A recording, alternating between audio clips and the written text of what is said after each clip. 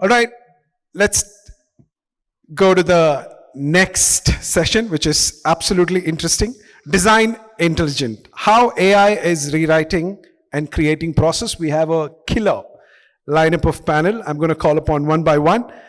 First up, I want to call upon my panel, a Pan-India award-winning interior solution brand known for artisan-led, story-driven homes, a first-generation entrepreneur with over 11 years in the design industry, recognized as Good Homes Designer for the year 2025, a thought leader, influencer. Ladies and gentlemen, please put your hands together. Founder, CEO, CeeBeeDesignStudio, Chitralekha Biswas, to kindly come and join us, please.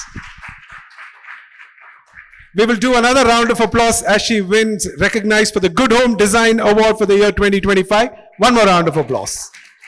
Next up, I want to call upon somebody who is an architect, but her entrepreneurial journey began very unexpectedly, and then later grew into a mission to build one of the India's most trusted full-stack home interior brand. Delivered over 15,000 homes across India and completes over 1,000 projects every year. A speaker, a mentor, an advocate for women through 3 milestone movement of marriage, motherhood, and migration. Ladies and gentlemen, put your hands together for CEO and co-founder, DesignCafe, Gita Ramanan. Next up, who's going to join the panel is someone who curated a marketplace for home and soft furnishing, connecting consumer directly with export-oriented factories. A serial entrepreneur, brings deep experience in scaling technology-led business at Vaaree. Ladies and gentlemen, put your hands together. Co-founder, Vaaree, Varun, Vohra. And of course, a brilliant panel requires a brilliant moderator, but this moderator doesn't need any introduction. Ladies and gentlemen, please put your hands together for our Executive Director, TiE Bangalore, Ritu Sharma. So, I think lunch was very good, yeah. Everyone is like, I think, put your hands up now if everyone's attentive, or should we throw some sweets in the air? And that's the first few benchers here. The back, everyone is chill. Okay, these lights are actually hitting my eyes, so I might not be looking at you, so you're lucky. But having said that, I'm still old school, so I'm carrying my notes. Just a bit of context setting before we kick in. So in the last decade, we have really been seeing a lot of shift happening from, in the home design space, from intuition-driven to more data-assisted. And in the last 2 years, it's become very, very fundamental that this shift is for real. If you look at how AI is taking over, there are a lot of processes which AI is kind of bringing in. It's bringing in efficiencies, it's bringing in a lot of new ideas in terms of aiding designers to do. In fact, as per statistically, it shows that about 93% of the designers are using AI tools.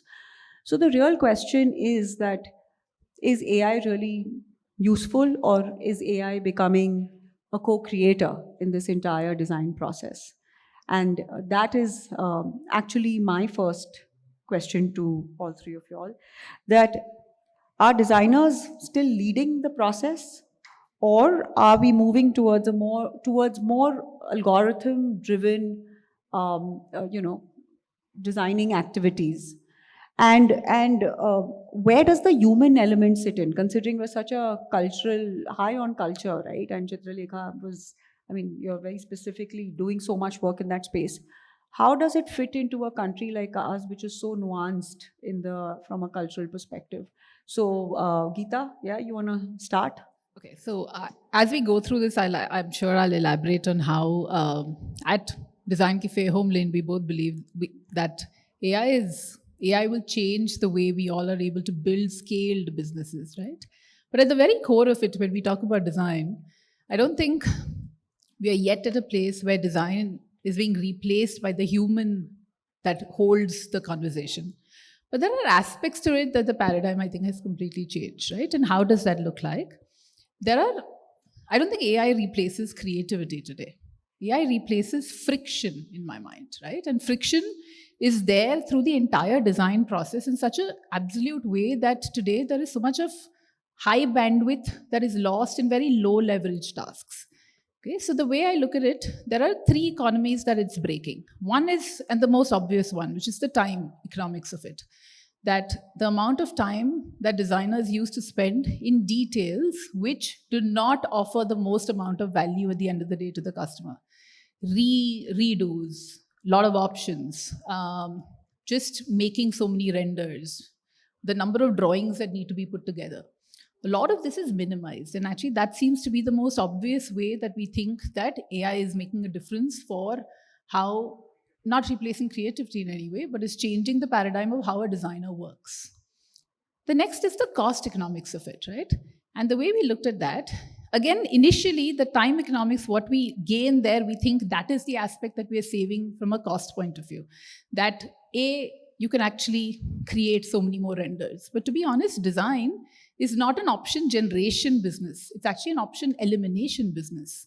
The designer at the core is constantly listening to signals and removing options out to make sure they are presenting the best possible option.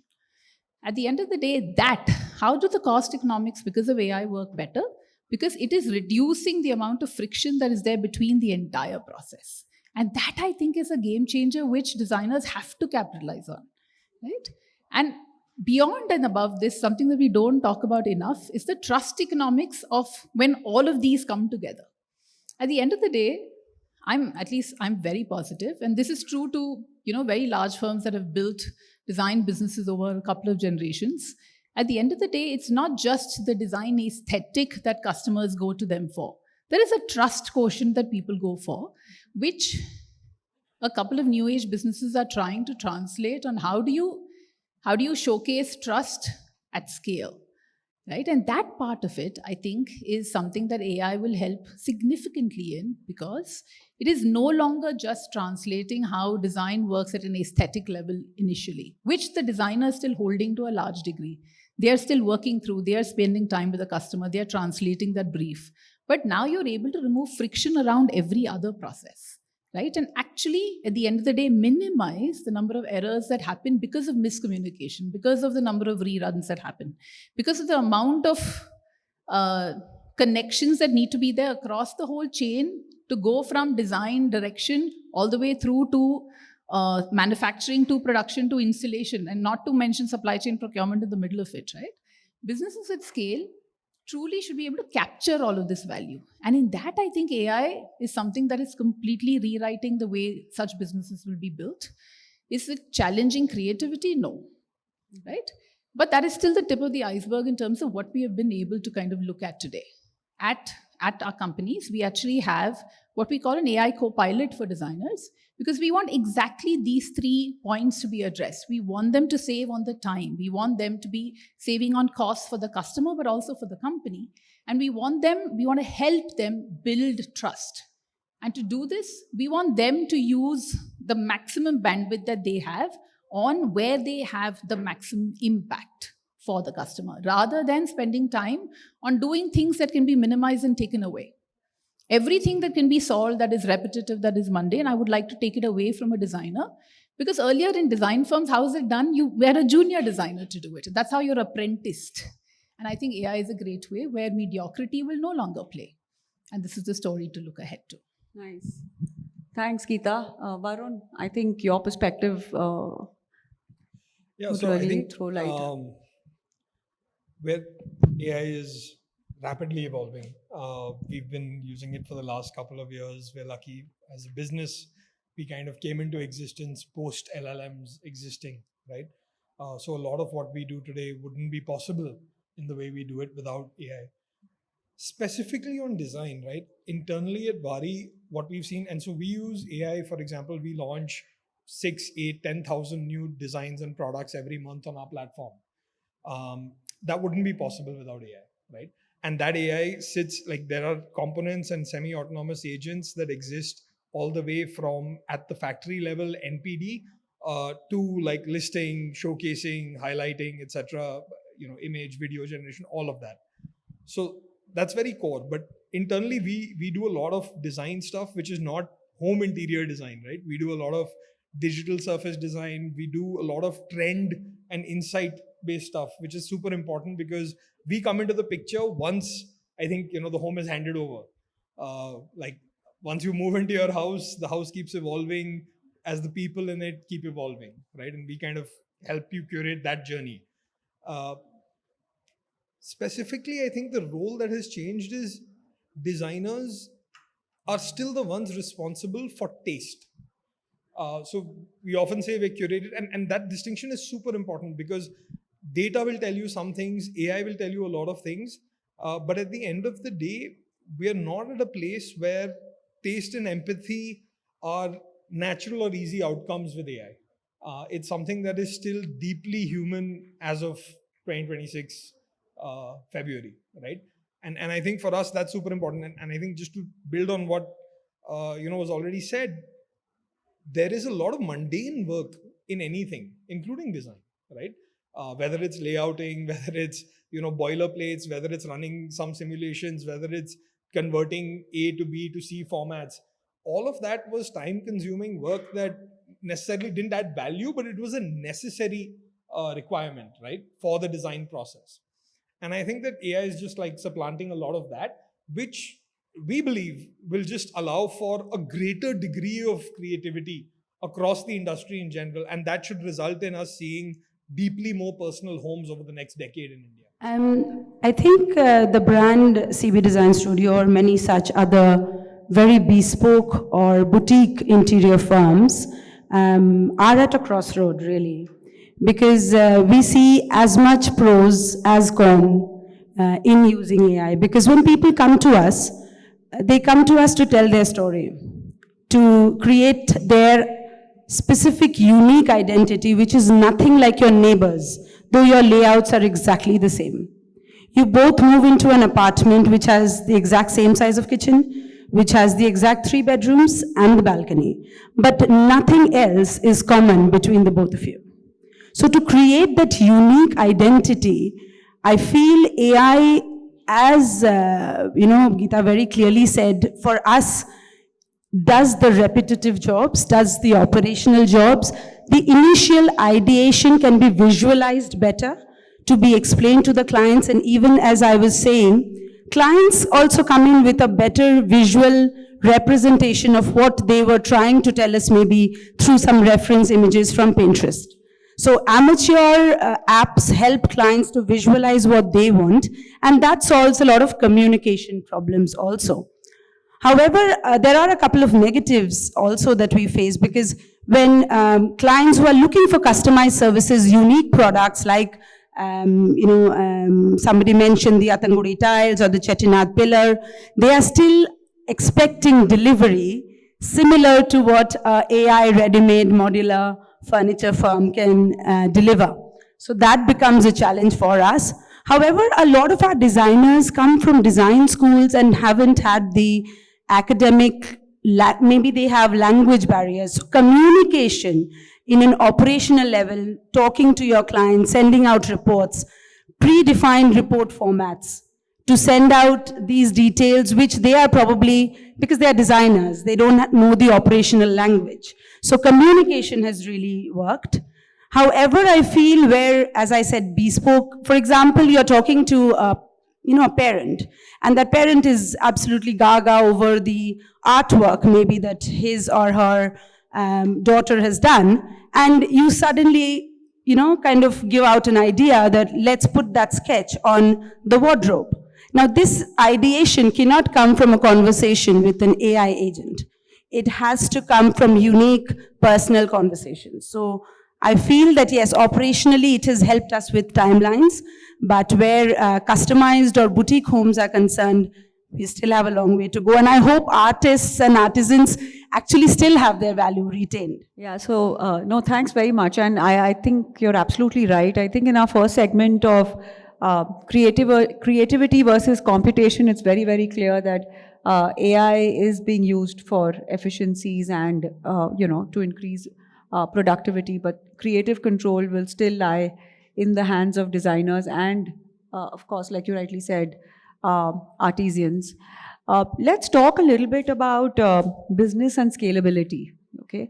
And the the interior markets in India are reaching a value of about 65. They're on its way to about a $65 billion market.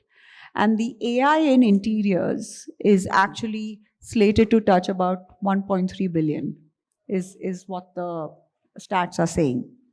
So the question, so it's not a creative shift, it's like a huge business shift, right? And obviously the AI numbers are talking, and for whatever reason that might be, but it's very clear that AI is changing a lot of things. And so the question here is that how is AI fundamentally changing the economics of design in terms of speed, margins, scalability, client interactions, and importantly, is AI making designs more personalized and premium, or is it becoming more and more commoditized?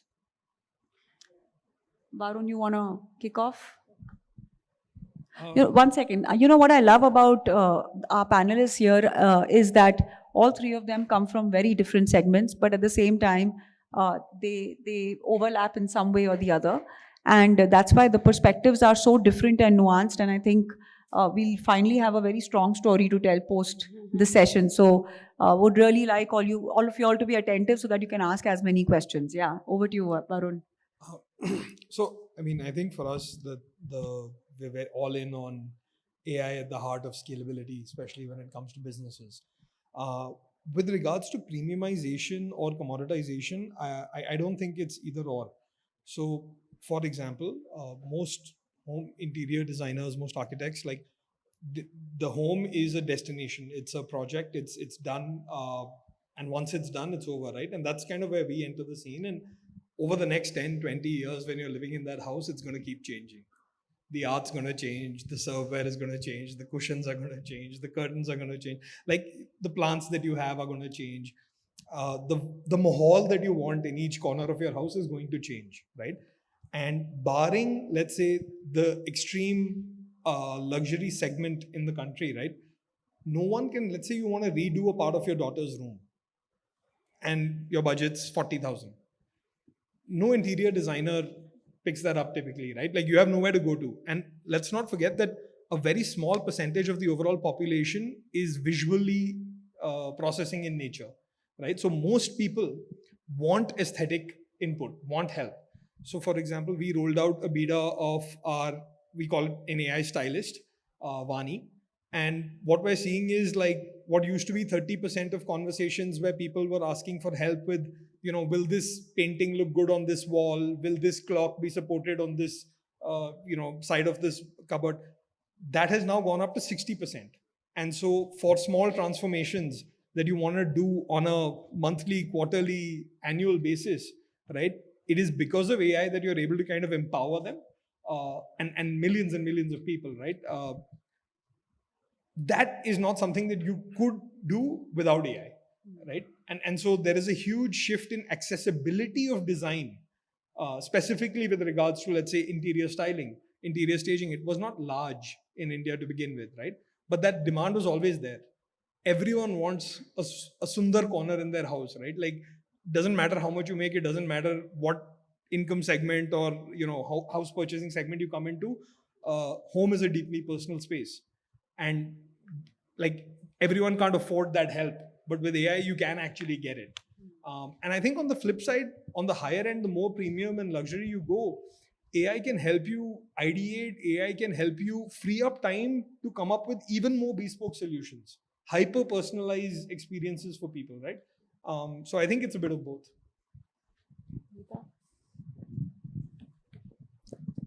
I think at the heart of why I stopped running a design firm and switched to DesignCafe was to deliver personalization at scale. Though I definitely didn't put it up like that, right?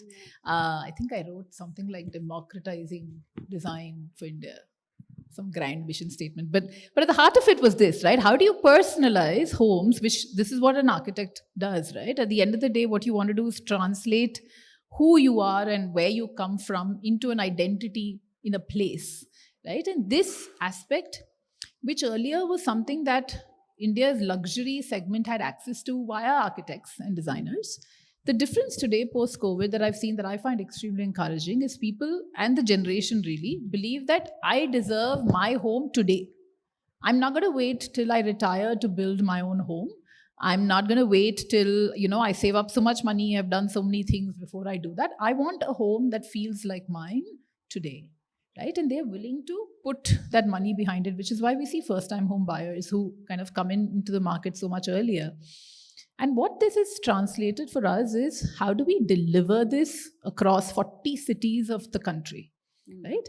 So, and in this aspect is where, while we're a 10-year-old company, 10 plus really, and this means that in this journey, while we always had this at the heart of what we wanted to deliver, it has become so much simpler because of AI. Because at the end of the day, you always had design premiumization as the core of what you wanted to deliver, right? Now, personalization, and we actually say we're in the business of mass personalization. For a customer who walks into one of our stores, they actually are guided through an entire experience of discovery, of design intent, much like they would in a design firm, right? Where the designer is still listening to cues and signals to finally really get the brief from everything they said, but also everything they didn't say, right? But from there to actually translate that where you're able to produce this accountably, where you're actually able to deliver, the product that actually you have put together in an image exactly like that every single time, in time, every single time, is something that we realized needed scale and the whole ecosystem around with it. To actually see the reason that AI, I think, is a game changer in this space is because this ability to execute, to make sure, actually right at the top, where you're actually understanding signals. I'm sure Chitralekha agrees with me that this is an aspect of apprenticeship that works and takes years for designers to really inculcate, to really be able to read and understand what customers are not telling you, which is the most important part in design brief understanding, right? So while AI will throw out 100 renders for you in a matter of minutes, the question today is how do you get it down to what is the one that will resonate the most? But AI is helping even in that. But that is only as good as how we train designers to become prompt generators, to become system user designers, right? So today when I talk about the future of design, the economics of design, I'm not just talking about designers who are in front of customers. I'm talking about system designers. I'm talking about process designers, because they are charting this entire life cycle of how a consumer starts out with us at design discovery, but all the way to the product we end up delivering and actually installing at their homes, right?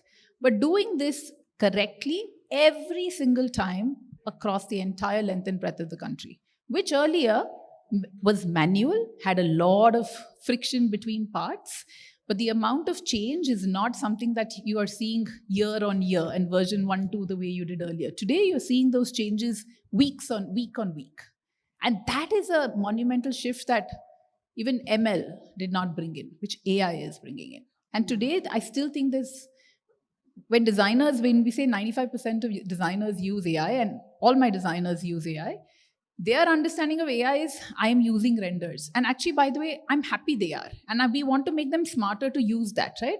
So initially, you still had engines that did it, but today you can chat with it the way you do in ChatGPT, conversationally, right? And make it better. But from there, how do you go to where it can be a co-pilot in your meeting?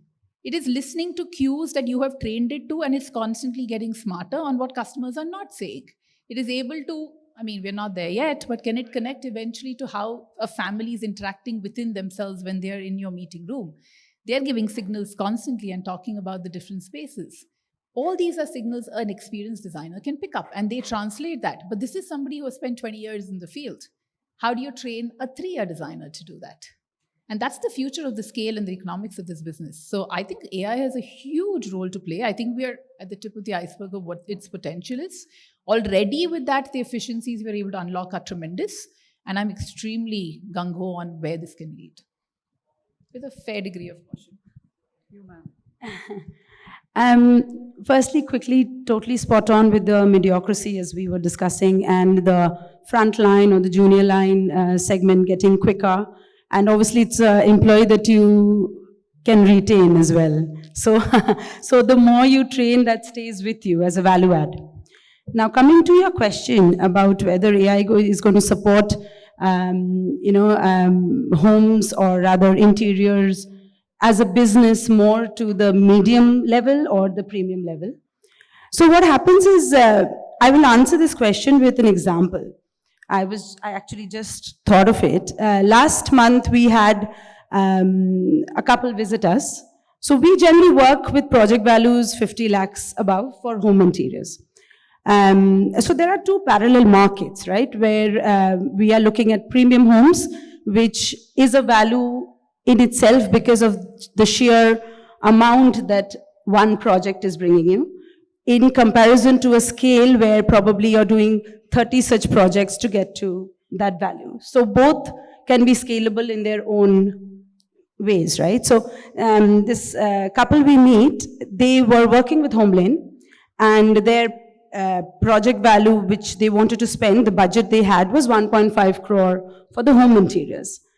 And they came to us saying that, they probably did not get heard in the level of customization which they wanted, which could be like one Chettinad pillar from all the way from, Tamil Nadu, one terracotta all the way from Bishnupur, Bengal, one, Dasavatar painted in Madhubani art, or a Gond. So that kind of heritage or artistry, grassroots artist-based work is, I feel, again, a niche, right? And I feel there it is difficult for designers to go out of, circulation quickly. That will take time. But of course, the layout example, what she said, one layout can give you 5 iterations in maybe half an hour, which would have taken 5 days. So but one aspect that we are forgetting about, that India still has a lot of heritage homes. India still has a lot of old homes. India still has a huge market of renovation. And they are not just new builds. So heritage homes and old homes need, probably undocumented layouts where you don't know where a pillar has been hidden or a column has been put into some kind of a Tudor beam ceiling inside. So these kind of detailing still need on-site presence, constant expertise, which is still very human. And so I think both can scale, because as I said, it is freeing up time at that level where we are looking at basic layouts, documentation, reports, and the non-design based segments of work. But yes, I feel it's going to obviously benefit the higher middle class kind of segment of homes more than premium homes. Yeah, because when you look at the stats in terms of, while we are saying that 93% of designers are using AI, they're not, about almost 45% of them are not trained on AI. To your point, Gita, what you were talking about, and which makes a lot of sense, because obviously then it's all about prompting, right? I mean, how are you getting and explains the fact that designers are using it for rendering, and where they could do a lot more to bring down the economies of scale, etc., as we go along. And you're absolutely right, it's only the tip of the iceberg, and there's a lot to see and see how it unfolds. Which brings me to my last question, and in the interest of time, I'm going to keep it super short, and in one line, I want an answer from all three of you all. 5 years from now, what will really define a great design company in India? Aesthetic sensibility or technological intelligence?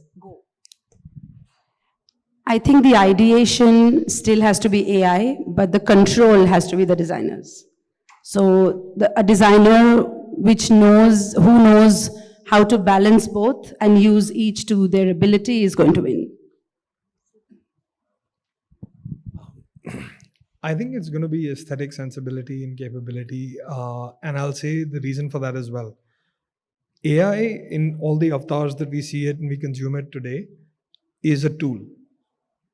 Even the semi-autonomous and completely autonomous agents that we build and deploy, they're effectively tools.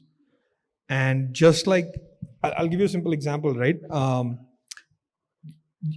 15 years ago, if you didn't have access to what was happening in southern Italy, you wouldn't know the latest trends.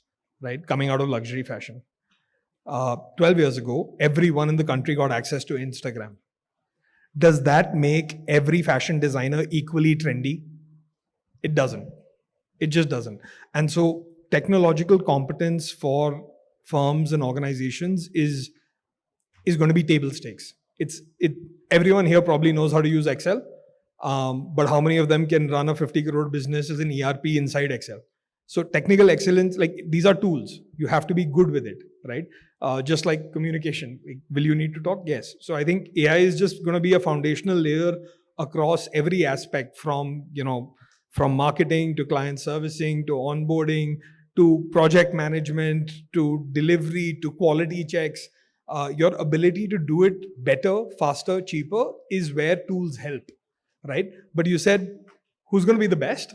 And I think that's going to be, it's just human nature. It'll be people will end up being biased towards or prefer, and people will do really well who have great aesthetic taste and sensibility, because this is a visual category, right? So that's always going to be the case. Okay, then as the last one, and I will disagree. I think while design, the future will be, while there's design first, there's tech first, I think it will be trust first.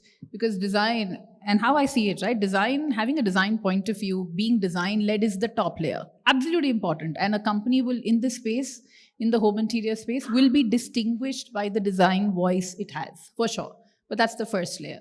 When you come into the middle, it is how you have actually built things that make it work every single day, right? And that process design is the core of the center. And that is where AI is actually changing the entire stake, which today people still think AI is changing design.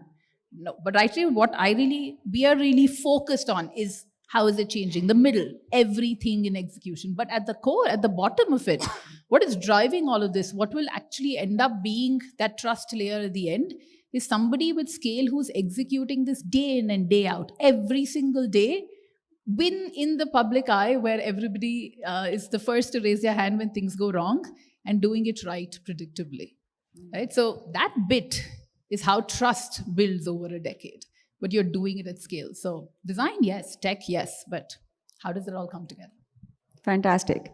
So, to sum up, it's not about who's using AI. Of course, AI has to be used by everyone, but it's all about how responsibly and how intelligently you're using those tools, to make it a win-win for you.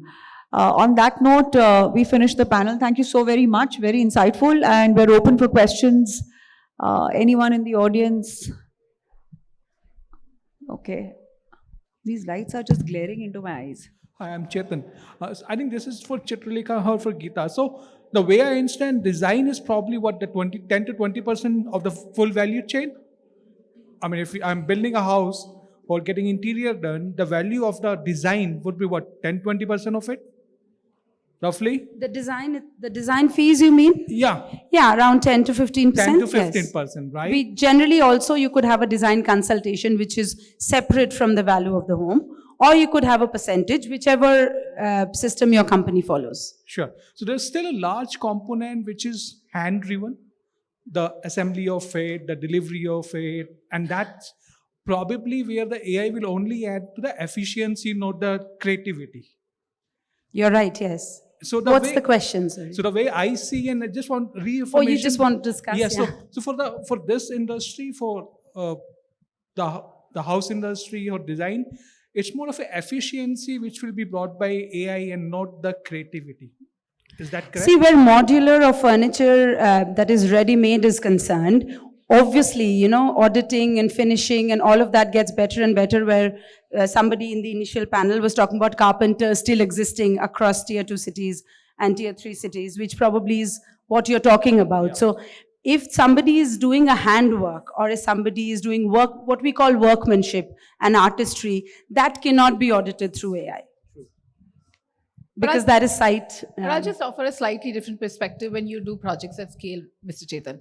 That at site, one of the reasons I've seen biggest overruns and where economics break in both cost and time is where there are mistakes. And actually we report how much economic loss we have in the home interior business because of mistakes that happen at the design phase, as we call it, right? And the integration of this design all the way through supply chain to what happens in manufacturing to installation is and where AI has a very large role to play, where it can pick up these signals that are there in every conversation between a designer and a customer and collect it together all the way through to the end so that every party knows exactly where they stand, has a large role to play in minimizing these mistakes that eventually are both time overruns and cost overruns. Yes, but that's only when it's a factory-made product, right? Not an artistry or a workshop. Yeah, 100%. that's what I meant. Absolutely. And that's a spillover. So that spillover can be stopped by the help of AI. Thank you. Hi, Gita, Ramanan, Champions BNI, Prem. This question is to you. You are mostly positive on the AI front. I can understand throughout your discussion. Is there anything which is bothering you inside about AI, particularly the ethics side of it? Sorry, you said the ethics side of it? Ethics side of it. You are mostly happy with AI, but there is something else. What is the shadow? Actually, I don't know if I'm mostly happy about AI. I'm mostly positive about the impact AI is going to have, that's for sure. I meant positive, yeah. Sure. I actually do not have a concern of AI from an ethical point of view at the moment, because AI from an ideation point of view, if I look at it as ideation of plagiarization, of the fact that, you can put together designs and it can come from anybody else. I remember, I think a little bit of it is also the evolution from a designer to an entrepreneur, where I see ideas as now dime a dozen. Right? If ideation is what AI has taken over and is replicating in thousands, that's still okay. But at the end of the day, execution is where the real ticket is. Right? At the end of the day, where's the value you're creating is in executing. And this is true whether it's a design, this is true whether it's a business we create and a business that anybody runs. It's the execution of it, right? And in that, the doubt I have actually, or it's not a shadow as much as the fear I have, is that we are still very far away from truly harnessing the power of it. And with everything that we do, all the training that we ourselves take, I still think how well we understand what the potential of it, we are still very far behind. And we just have a lot to catch up with. And especially when you run very large organizations, to bring that in and make it really simple for everybody to get, right? Like we have Homey, a tool that every designer, shadows every designer. We have a Prism finishing school that we have created for designers so that they get trained for today, rather than just the training that they're getting out of colleges, right? But I'm still thinking that all of this is in reaction to what we are learning. But AI, the pace at which it's improving to what value it can add, I'm just not sure we're keeping pace. So that's my worry. But I still don't have an ethical concern that I can articulate outside of this. But Prem, I'd love to discuss that separately with you. Okay, thank you. Anybody? Yeah. Let's go. Hi Gita, this is Mantesh. I hope you remember. So I just wanted a quick, since I heard about you, taking AI, to give a better customer experience, I guess. And also you experienced that, during some of the working drawings are more efficient, if I believe, is that so? So my question is very specific, that how much a percentage of your productivity has gone up in terms of efficiency, whether it's a creativity or the working drawings, just for my knowledge. Lovely. That's a great idea that I should go and ask my team to help me put together, which is a percentage of how this is improved. But today, for example, Mantesh, we don't think of a stage of working drawings at all. So if you think of the quantum leap from where we were and how we all ran design firms, and just as a background, I ran a traditional design firm that did traditional drawings, layout plan, section elevation, working drawings, and good for construction drawings, not even a decade ago, right? A decade ago. And in this right now, Mantesh, the tool and the technology where it stands today is designers design in 3D. In spatial, there's no layout plan in 2D that they then have to render into 3D anymore. They design real time in 3D the way they would imagine. They're able to accentuate and give inputs to improve that, to actually answer and translate the customer brief via how they would translate a ChatGPT, an agentic AI. And that auto gives them working drawings. A designer spends zero time making a working drawing today. Wow, fantastic. Thank you for sharing that. Thank you.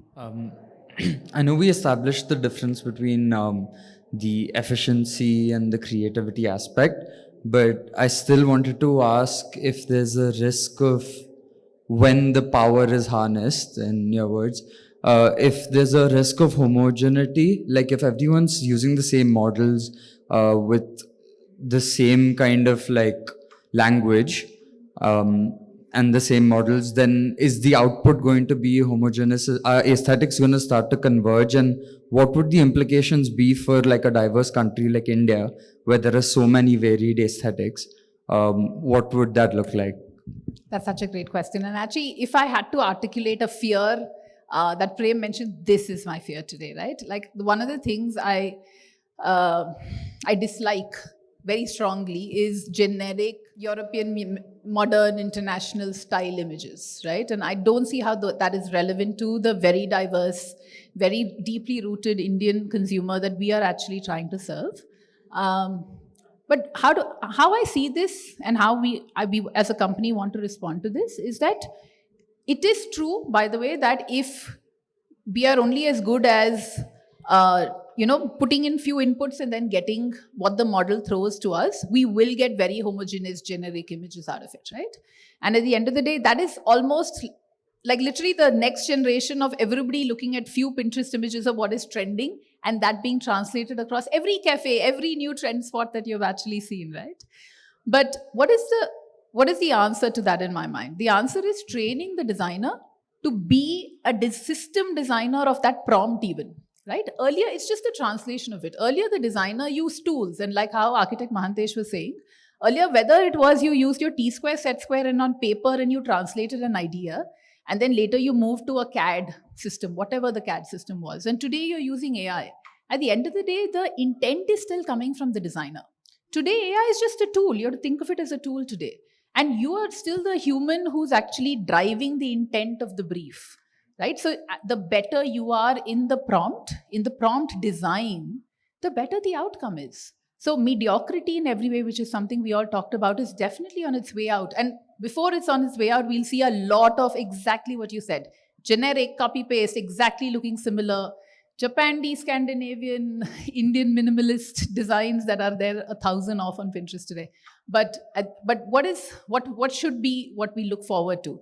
Designers who care, designers who have intent to actually deliver something of value that is personalized. Can we create systems at the back end that delivers this seamlessly, that execution is at scale possible? Yes. But should the designer be so much more better trained in AI to see it as a guide, as a tool, as a co-pilot, so they can deliver this at maximum value? And they take away things that today almost every designer hates doing, which is, for example, creation of working drawings, creation of multiple versions of BOQs, creating your checklists for what happens at site, following up with 20 vendors. Take away all of that, but make sure that they spend more time in what is of maximum value to a customer. Thank you. All right, with that, that's a wrap. A big round of applause for a brilliant panel. We wish to present a small token of gratitude from our side to all of you for being a fantastic panel today. May I please request Mr. Pawan Kumar Jain to kindly come and join us, please. Managing Director, Jain Farms, to kindly present a token of gratitude to everybody. We will keep the claps going. A big round of applause. We'll do one group picture before concluding. Let's go. You could step forward a little.